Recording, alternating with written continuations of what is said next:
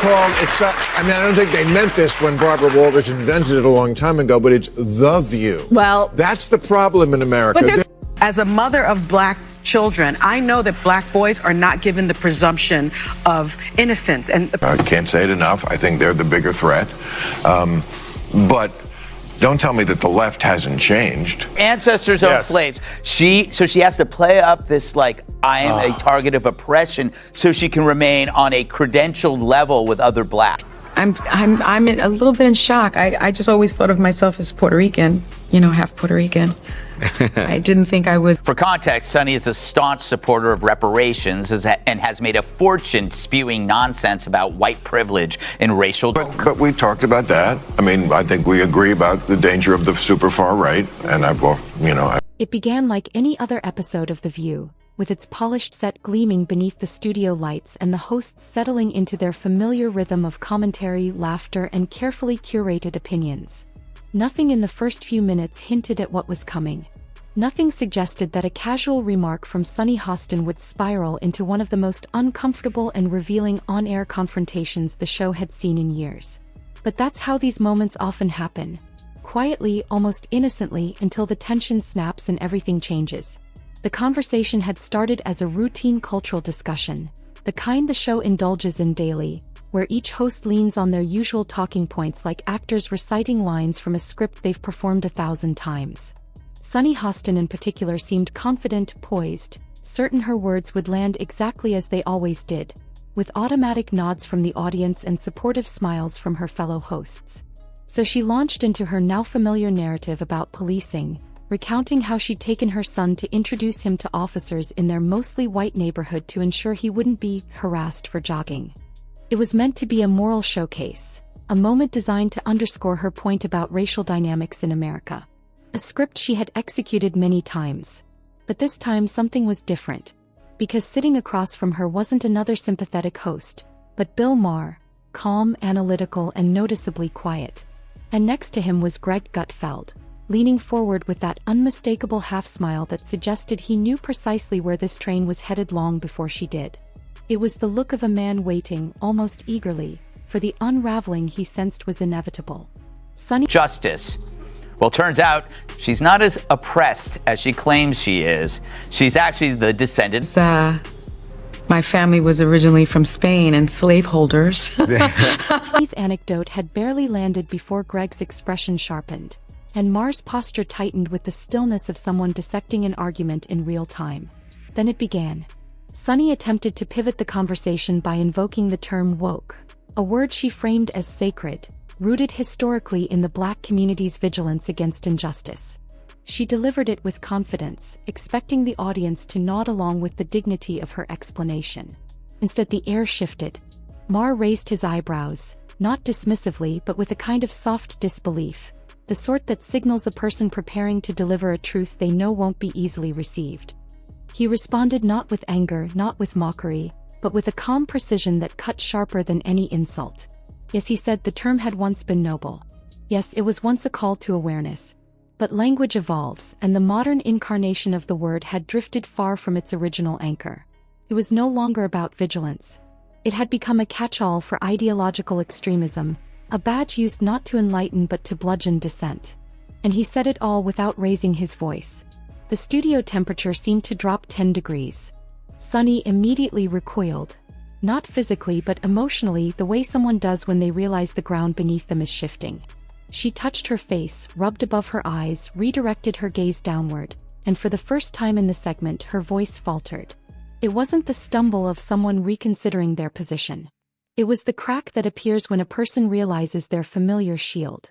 The applause, the predictable agreement, the comforting validation of like-minded voices, wasn't arriving. He tried to reset, but the reset never came. The next few minutes felt less like a debate and more like watching the slow collapse of an argument that had never been tested outside a controlled environment.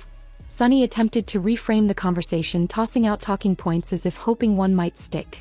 Referencing tipping culture, the cost of fire logs, Instacart delivery struggles, anything to grab onto.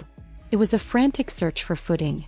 But the scatter of unrelated examples only revealed how deeply she had lost the thread. Greg watched her with the expression of someone witnessing a car drifting off the road in slow motion.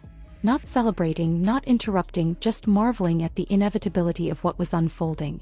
Maher, meanwhile, maintained an almost surgical demeanor, quietly guiding the discussion back each time she veered into confusion. And for the first time, the usual applause lines went silent. No audience laughter. No cheers. Just a tightening stillness, broken only by the rustle of note cards and the faint buzz of cameras.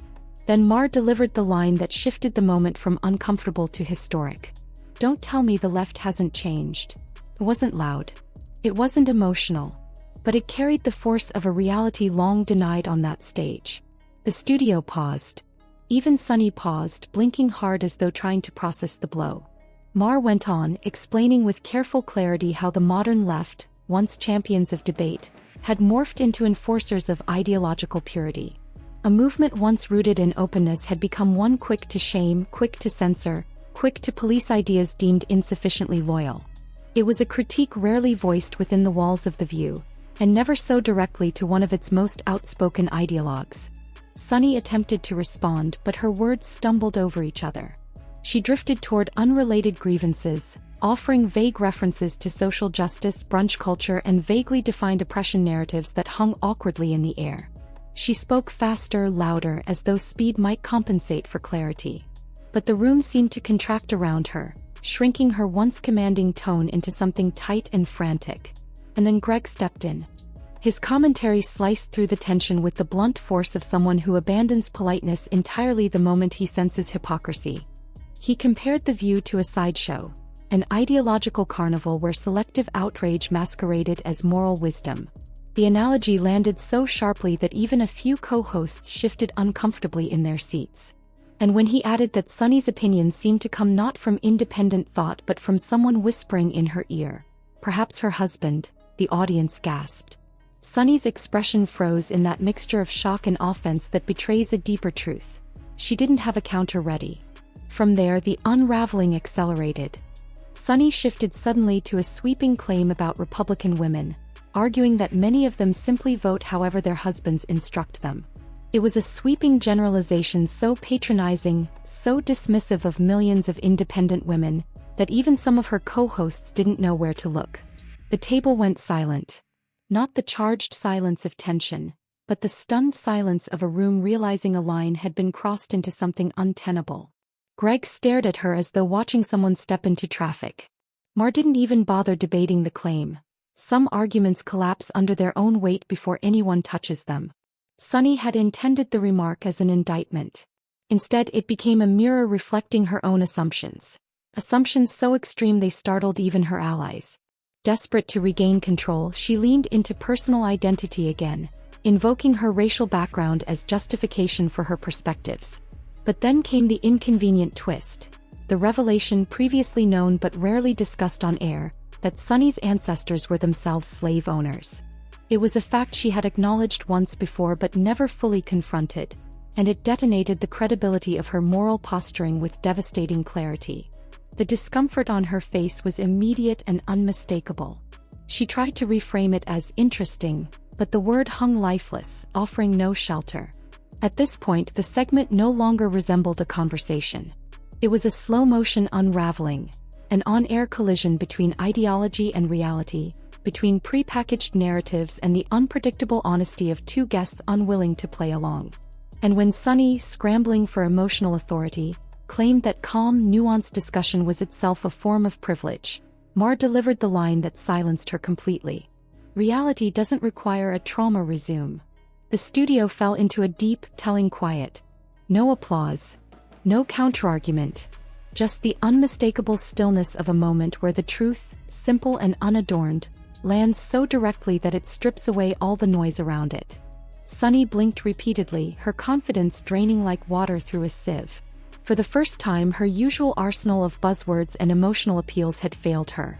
Maher pressed once more, not harshly but with an understated clarity. How can you claim to be open-minded while canceling anyone who thinks differently? It was the question that dismantled everything. Not because it was new, but because it was asked in a space where genuine challenge was almost never allowed. And Sunny had no answer. None. Not even a rehearsed sidestep. She sat frozen, caught between indignation and realization, between the narrative she relied on and the reality unfolding before her eyes. Greg didn't gloat. Maher didn't celebrate. They didn't need to. Sunny's performance spoke for itself. By the time the show cut to commercial, the damage was complete. Not because she had been destroyed or mocked, but because she had been exposed. Exposed as someone used to debating strawmen, not thinkers. Someone accustomed to applause, not resistance. Someone prepared for praise, not questions. And that's why the moment went viral. Not because people love conflict, but because viewers recognized authenticity colliding with artifice. When familiar scripts fall apart, when certainty melts under pressure, when slogans crumble in the face of simple logic, it reveals something rare on live television. Truth. The cameras didn't flinch. Neither did the guest. And as the clips ricocheted across social media in the hours and days that followed, one theme dominated the conversation. Not that Sunny had been owned, but that she had been unprepared. Unprepared for real debate. Unprepared for ideological pushback. Unprepared for guests who didn't play by the emotional rules she relied on. It wasn't a battle. It wasn't a takedown. It wasn't even an argument. It was an unraveling. Slow, visible, undeniable. A moment when the bright lights of The View finally illuminated something its producers never intended to reveal. And the world saw it. If you enjoyed this dramatic breakdown, let me know.